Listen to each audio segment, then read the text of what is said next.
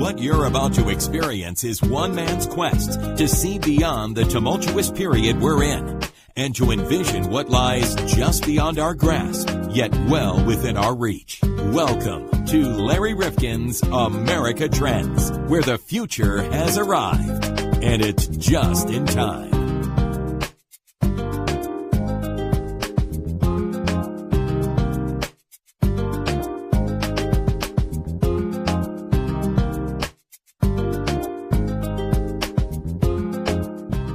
Welcome back to America Trends. I'm Larry Rifkin, along with John Krofsick. And John, you know this better than I because you're Mr. Technology. But the great thing about podcasts is that they live on the internet forever. Well, that's true. It seems like everything lives on the internet forever, almost. There's a few things that have disappeared that I can't find, and I can't figure out why. Very rarely. But very rarely. There's more internet trash and garbage. Really, when you think about it. We got to start recycling. Somebody's got to clean up the internet. Honest to goodness. Well, Mark Zuckerberg's starting to do it because he's taking down all kinds of objectionable material. But I was just reading about someone who said something back in 2010, and now they're totally controverting themselves, and they are trying to fight with themselves over whether they really said that. Or you look at Joy Reid, who's a very liberal commentator on MSNBC, and yet she said some very derogatory things about those who are gay years ago, and she said, that doesn't sound like me. Well, we have a lot of amnesia, don't we? We do. But, the other thing is, and we don't take really security. In Europe, I think they have a law that you have a right to be forgotten. You can actually go in and get stuff eliminated from the internet. Well, luckily, with the career that I've built, John, I was forgotten a long time before my career was over. So. I don't think so. But, I'm really glad that we are sending our audience back. We're going to send you back in time to one of our first episodes, one of the first ones we ever posted with J.D. Vance and his wildly successful book about the Appalachian culture called Hillbilly Elegy. I remember this. No, go on. I'm sorry. No, I remember this. You do? Yeah, it was very interesting. Well, yes. It was, and we did it as a radio program, and of course, he got rave reviews from just about every corner in America as the working class whisperer. And he unlocked, supposedly, many of the maladies that linger in pockets of our country that seemingly, like my career, time has forgotten. And really, these are really sad places, we think, because that's the image that we have of them. And, when you think about the acclaim for his book, and you can hear him discuss it in one of our early podcasts. John, do we have a search mechanism, or do they have to just kind of rifle back? I think we can search. I'm going to have to test that, because there is a search, but I will have to look. Yeah, let's look, because it'd be great. But Hillbilly Elegy, J.D. Vance, and it's one of the first ones we ever posted, but it's up on all of the aggregator sites. Right. And they don't aggravate us. Somewhere. They're aggregators, and we like them. We may aggravate them. We may. Apple Podcasts, Google Play, we love you all. TuneIn Radio, Stitcher, wherever you're listening. So I recommend that our folks who are listening go back and listen to it. I agree. I think that's it's worth listening to. But, John, that's not the end of the assignment. You know what? I kind of knew that was coming. Because we are doling out assignments today, and yours, if you're tickled by virtue of this subject about Appalachia and poverty and some of the imagery that we have of those communities, and maybe you see somebody rocking on a front porch with two cars jacked up in the front yard or whatever you may see. But I do want to say that if you've listened to that particular episode, then listen to author Elizabeth Catte, because she's got an assessment of J.D. Vance's book, and it's her work called What You're Getting Wrong About Appalachia. That was also very interesting. So who's got it right is the question. Well, I've got to tell you, the first thing I got wrong was the pronunciation of Appalachia. I was calling it Appalachia. Well, that's what I always thought it was, the Appalachian Trail, right? Is it the Appalachian Trail? It's the Appalachian Trail, or Appalachian Trail. It's not the Appalachian. Everybody's got this wrong. I guess. Well, anyway. But she spares very little in her critical assessment of what his work has become in the eyes of so many in America, a real seminal work. And we've got some wonderful assessments in her book, John. Let me just dig one out just to give you an idea of what you're going to hear. She said, there's not a single social problem in Appalachia, however, that can't be found elsewhere in our country. If you're looking for racism, religious fundamentalism, homophobia, addiction, unchecked capitalism, poverty, misogyny, and environmental destruction, we can deliver in spades. What a world it would be if Appalachians could contain that hate and ruin for the rest of the nation, but we can't. So she's kind of saying they're not so different from the rest of us. Yeah, I think she's right there. Well, she also says that really there's so much about J.D. Vance looking in at this region that perhaps belies the truth. And she leads us to a lot of other scholars, including herself, but others who really have looked at this topic. And she's really serious about this. She wants to get it right. But she thinks we've gotten a lot wrong about Appalachia. Let's take a listen to her podcast. I would encourage you first, as the basis, to go back and listen to the earlier Hillbilly Elegy. And then you compare it for yourself, read both books, and that's what we try to do here on America Trends. We try to get you thinking, and I hope we will do that today once again. Well, on the line with us is Elizabeth Catte, the author of What You Are Getting Wrong About Appalachia. And before we answer the riddle that is posed by your book's title, Elizabeth, for the purposes of all of us being on the same page, what is Appalachia? Well, that depends on how you'd like to look at it. We can start with the most basic facts just to get our bearings straight. Appalachia is a region in the eastern United States.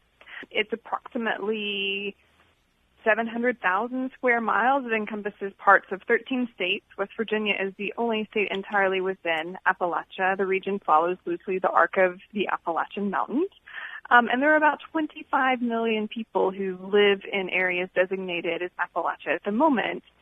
Appalachia came into existence as a political entity in 1965 with the creation of the Appalachian Regional Commission, which still exists today. And there are some, tensions between historical and contemporary Appalachia, but this provides us with sort of the most consistent scope of the region. Now, many of us, I'm here in Connecticut, we call it Appalachia, but you're saying Appalachia. I mean, it makes certain that we get that right. So I'm going to yield to you on this. It's both pronunciations are completely legitimate. It's a geographical difference, a difference of geographies. People in where I am from, which would be central Appalachia, the more mountainous sections of the region, we say Appalachia. Mm-hmm. People who tend to be from the Northeast or Ohio, the periphery of the region, usually say Appalachia, and both are completely fine. I think the tension is people who say Appalachia always like to tell us that we're mispronouncing it. Okay. So we can you don't know where you are. We do from afar. Well, let me ask you about Hillbilly Elegy, because that's the elephant in the room. And you spend a lot of time in your book debunking much of what J.D. Vance's writings on the subject have led us all to believe. And he's gotten a lot of attention, a lot of acclaim, and, of course, you have some concerns about the way he typifies Appalachia. Yeah, so I think for me, when I talk about this book, and I want people to understand exactly what this book does and what my objections are, the most straightforward thing is just to start with the title of the book. It has a subtitle, which is a memoir of a family, and then a memoir of a culture in crisis. Now, J.D. Vance obviously has a lot to say about his upbringing and how that shaped his life and some of the hardships he faced as a person who grew up in a family impacted by addiction. And I have nothing good nor bad to say about the way that he has crafted and claimed and, responded to his family story. But I fundamentally do not believe that there is such a thing called a memoir of a culture. This is sort of his combination of participant observation, amateur sociology, ethnography, kind of all packaged in what is presented as wisdom that's been distilled from his, hardscrabble upbringing. I think it's a little bit more politically explicit than that. It's a narrative that is tapped into a resurgence of favoritism for cultures of poverty explanation to explain what is going wrong in our society, particularly in the context of poverty and addiction. It's not a politically neutral text, as a lot of people have claimed. I'm of the opinion that when you blame poverty on poor people, that's a symptom of your politics. And so there's lots of uncomfortable things that this book does that isn't just about telling, an uplifting story about an individual overcoming hardship. It's sort of like Charles Murray 2.0 for people like me, and I'm responding as such to the imprint of that genealogy in this book. Well, I also took that you were very concerned that he did not describe a more well-rounded Appalachia in terms of the types of people who are there, that he kind of stereotyped it to a lot of, folks, white folks and rockers, which may be the impression a lot of people have of what goes on in Appalachia today. And he didn't see that there were many different types of people who've moved into the region, and they are expressly written out of his memoir. Yeah, so there's a couple of different things going on with J.D. Vance's presentation of the people who live in Appalachia. There's a writing out of anybody that reflects diversity in the region. So there's people who are non-white are kind of written out of the story. People who have kind of diverse political beliefs are written out of the story. And so we certainly don't want to add, random people back into the story just to simplify this fetish for diversity. If he wants to talk about simply white people, that's, he can talk about what he wants to talk about. But it's also interesting to me why he does that. And I think one of the reasons is he really wants to kind of sell a brand of politics where lots of things can be explained by looking at class and not race, where race is kind of immaterial to discussions about where we need to go as a country. And he says this quite explicitly in his introduction. This is a book I hope readers will appreciate how we can set aside the racial prism. And he says, variations on that throughout the text. White privilege isn't working for us as a discussion point to kind of track inequality. We need to talk about poverty just as poverty. And so that's very alarming to me as a historian and a person who lives in a region that's often, cast as all white, no matter what our demographic realities are. So I think he's kind of tapping into, a presumption that's easy to make, but not easy to talk about the realities of. Well, is this portrayal of poor white folks in a way meant as a smokescreen for conservatives, as you see it, who recognize, say, black suppression in our country, but still want to blame the victims? Is that what's going on here in your view? In my view, it's very close to that. I think the point that I would say is that the text of Hillbilly Elegy, the points made from Hillbilly Elegy, has the power to potentially vindicate a lot of conservative thought for being racist in its origin and application of the belief expressed. And I think, to understand this and to see proof of this at work, you can go to publications, conservative publications such as the American Conservative or National Review, that really helped generate and shape the first wave of publicity for Hillbilly Elegy. And in fact, J.D. Vance was a freelance contributor for the National Review. And so you can see them congratulating J.D. Vance for, doing things in their words, proving that the white underclass had followed African Americans and Native Americans into crippling self-belief. This is the way that they have, hit upon what the framework and potential of this book is. So they seem very excited to have a new, almost colorblind way to talk about poverty that would at the same time vindicate them from some of the kind of brutality and harshness of the culture of poverty arguments that they had deployed in the past. Now, when we look at McDowell County in West Virginia, that is depicted as ground zero for Trump country. Has this issue begun really to resonate and people talking about, a lot of folks who are still very poor among us in the sense of being other as a result of the last election? Is that a precipitant to a lot of the conversation that we're having in addition to J.D. Vance's book?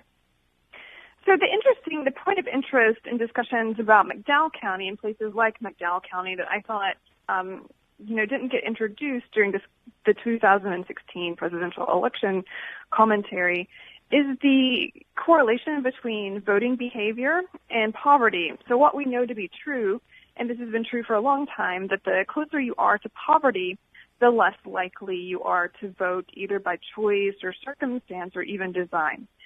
So when journalists and when political commentators started eyeing places like McDowell County, West Virginia, as a driver of national politics, this is when my alarm bells, start ringing, because poor people simply do not have that kind of agency or have never been able to kind of channel that kind of agency to make or shape national politics.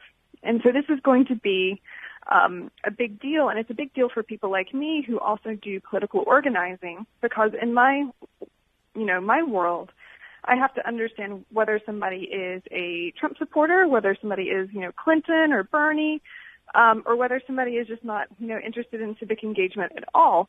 And so I have to understand the reality of their politics and not just, these kind of like easy to manipulate voting statistics. And I think we're seeing some of the comeuppance for deploying those narratives quite flatly in the West Virginia teachers' strike, which has completely flipped the narrative. Yeah, I wanted to ask you about that, because we saw people really saying education is important, our future is important, and we are not going to be relegated to the scrap heap of history by virtue of a disinvestment or underinvestment in this. So put that in context for us.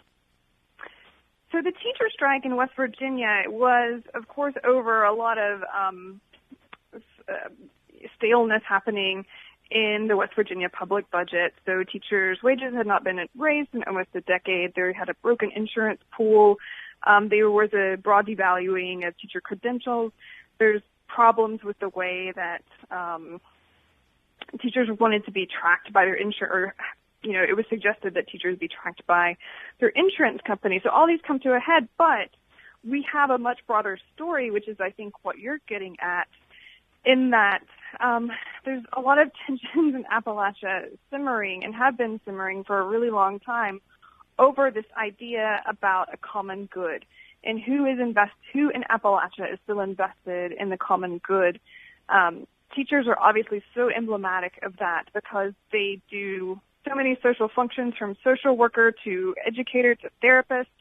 But the reality is politicians and their corporate allies have pulled away from that, and they're sticking to a, formula that says if we indulge, corporations, especially in Appalachia's energy companies, first coal and then natural gas, if we indulge, these corporations, they're going to bring investment to the region, and the ship will right itself on the wave. And everything in the history of Appalachia wants to resist that kind of optimism, and indeed it does. So when the teachers went on strike, a lot of them were saying that this was, a battle for West Virginia that started 100 years ago, and they were referring explicitly to the mine wars, the struggles over labor in the face of enormously powerful corporations.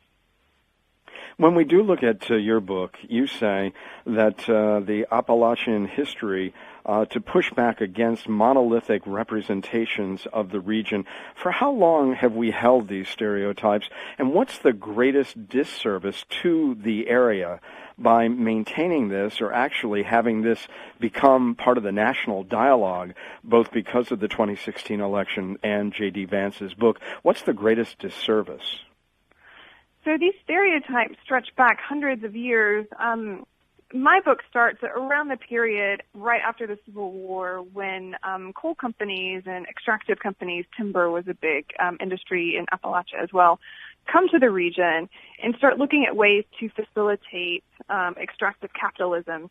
And one of the ways that they facilitated that was simply by pretending that the development that they would bring to the region, such as wage-based capitalism, would benefit the people who were living here, that they would be doomed otherwise unless the spirit of modern industry came and brought these people, forward into the 20th and 21st century. So a lot of the conversation and a lot of the stereotypes and a lot of the myths about Appalachia are directly connected to a desire by powerful to sever poor people from the richness of the land that they were living on. It had a very grim and explicit purpose. So this is one reason, this is a huge reason why people in, Appalachia object to the deployment of these myths because they have such a dark purpose. I think one of the biggest disservices is that it is easy for somebody to look at Appalachia, such as J.D. Vance, and make the case that poverty is innate, that poverty is just something that happens to certain people. Okay, usually we're talking, when people deploy that, they're talking about, African Americans or Hispanic individuals. Sometimes it's very poor white people who live in the mountains, such as, Appalachia. So they think, poverty is just innate to certain demographics, and therefore... And almost genetic as it relates to your roots. Yeah. Okay. Yes. Go on. And so therefore we are absolved from our responsibility of tackling this because it's, it's rooted in the individual and not the society or not the system. And so I really do object when people use Appalachia to make those points and cases because what has happened in this region is incredibly systemic. It proves that poverty is racialized no matter who the demographic is you're talking about. And it also proves that, it gives you a laboratory to look at and say, well, we've tried this and we've tried that and we've tried this other thing and none of those things have worked, so we need to have bolder or different solutions to the way that we have tried to mitigate poverty in this country. I go again to your book. Many Appalachians are poor, but their poverty has a deep and coherent history rooted in economic exploitation. The coal industry is no longer a significant employment sector in Appalachia, but the dominance of coal's extractive logic has permanently ruined people and land in ways which we must still contend with. So tell us there, we've got Donald Trump telling us that the resurgence of clean coal is going to be the rebound that the area needs. How wrong does he have that? Oh, he has it incredibly wrong. There's no such thing as clean coal, and there's also no such thing as a comeback for coal. Most people in the region do recognize that coal is an industry on life support. But they also know that markets can be manipulated, especially by powerful people, and who is more powerful than the President of the United States.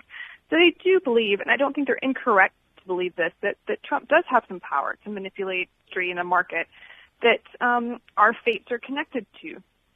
Within that, I think one of the main things that these stories about the tensions between the realities and the kind of wishful thinking about coal, what those miss is that we do have coal 2.0 lined up in Appalachia, and that's the natural gas industry, particularly in West Virginia and Ohio and Pennsylvania through fracking. And so when we talk about powerful people in the energy market, they're not going to go away just because coal packs it in. Lots of them own energy companies that deal in natural gas. They own stock. They've bought politicians who are just as interested in natural gas as coal. So a lot of the problems that we associate with coal are not going to go away. So they're transferable and extractive as well.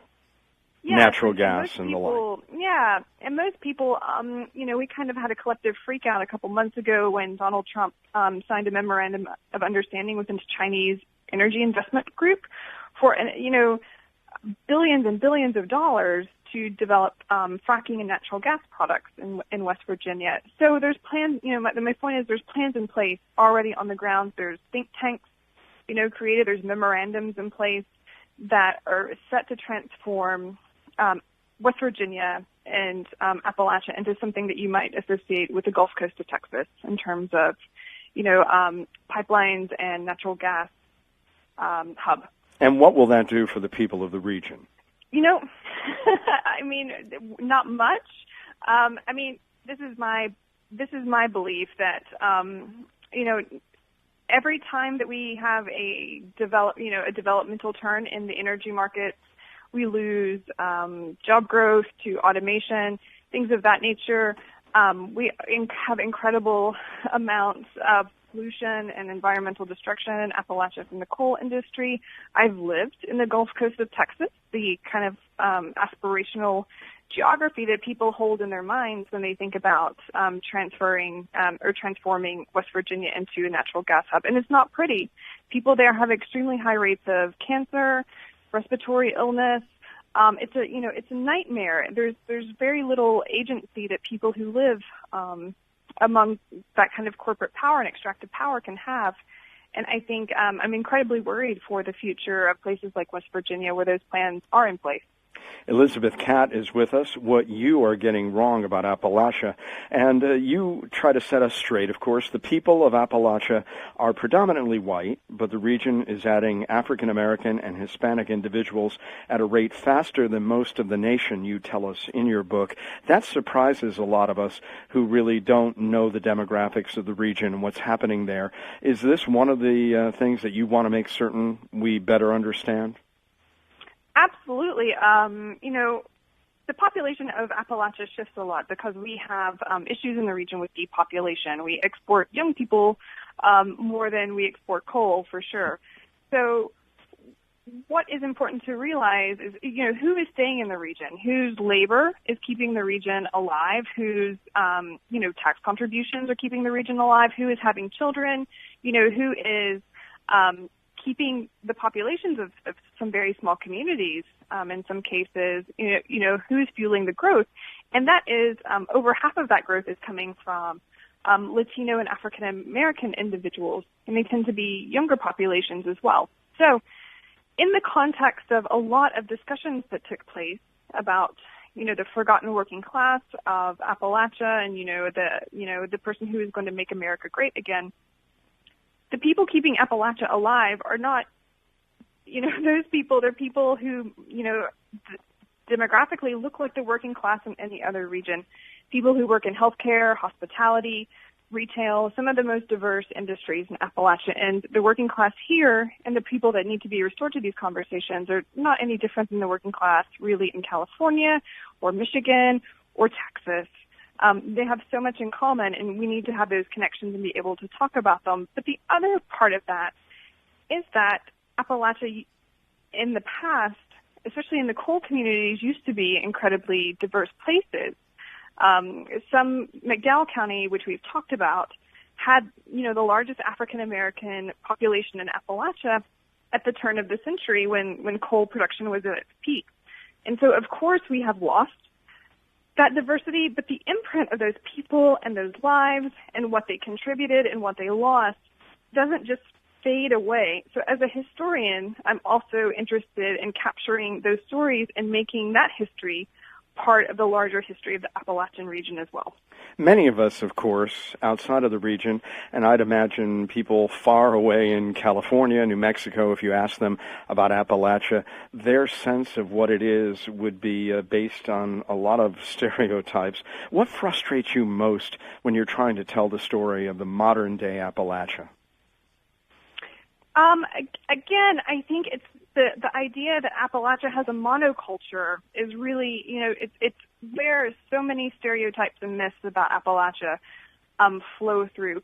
We kind of have dilemmas in the region about, how much labor and emotion should be invested in refuting stereotypes and how much investment we should make in just kind of doing work and, doing work for the love of what we do in our creative projects and kind of trying to dismiss or find a way beyond stereotypes. And that's a kind of a deep conversation to make. And I'm sure lots of people and, with backgrounds that have or are marginalized have those same dilemmas.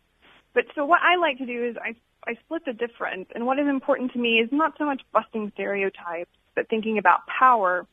And it's important to me not only to think about, how far away stereotypes are from reality, but why people need to believe the things that they believe are true about Appalachia. So when you talk to me about stereotypes, I try to flip that a little bit and, decode what somebody might think and what it actually says about them and their culture rather than mine. But if a lot of the origins of the modern-day thinking come from the war on poverty, and the whole notion back in the 1960s that we were going to eradicate it among poor white folks in Appalachia and poor black folks in cities across America.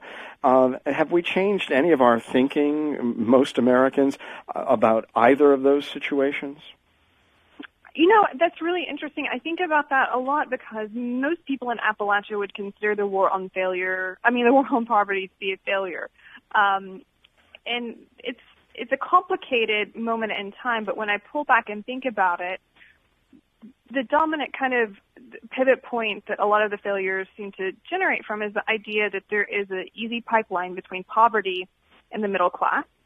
So assimilation was really kind of the defining strategy for the war on poverty. So we would get, poor people in the mountains, better education.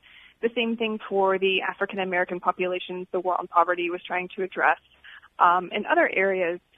And so there was a kind of there's a sense of optimism to it that I think that we've lost. It was great, but generally the idea was that we'll make a pipeline between poverty and the middle class. And I don't think that those strategies have really gone away in terms of how people think about the best way to combat poverty. Again, the imprints of that are all over books like Hillbilly Elegy that people loved, and of course it's now a common reading selection for book programs at universities all across the country. And Ron Howard is making it into a film, which will popularize it more. For people who really want your understanding of the region, and it's so intrinsic, and want to compare it or juxtapose it, because you spend a lot of time in your book debunking Hillbilly Elegy, Part 2, Hillbilly Elegy and the Racial Baggage of J.D. Vance's Greater Appalachia. How should people tackle this topic if they really want to immerse themselves? Should they read his book, then your book? What should they do to better understand the issues that we're talking about? So I actually think that if you really want to get your feet wet into the topic, neither one of our books are what you need to get straight into. I think that, there are some books that I recommend in the appendix in my book, namely Ronald Eller's Uneven Ground, which is a very digestible history of Appalachia, modern Appalachia, and Stephen Stahl, who is an environmental historian, just released a book called Ramp Hollow, which, again, is a really fascinating, broad history of the Appalachian region. So I think, if you are invested in truly kind of understanding this topic, start with a good but generalized history of the region. Because I am a historian, and I obviously use history a lot to inform what I say. But my book, it's short, it's bite-sized, it's compact. Do something a little bit more substantial. Find a reading that can tell you like the longer arc of that history, and that's a great way to understand what books like Hillbilly Elegy or other popular work about Appalachian myths. All right, Elizabeth Catte, thank you so much for joining us today on America Trends, What You Are Getting Wrong About Appalachia. And thank you again for stopping by. Oh, thanks so much.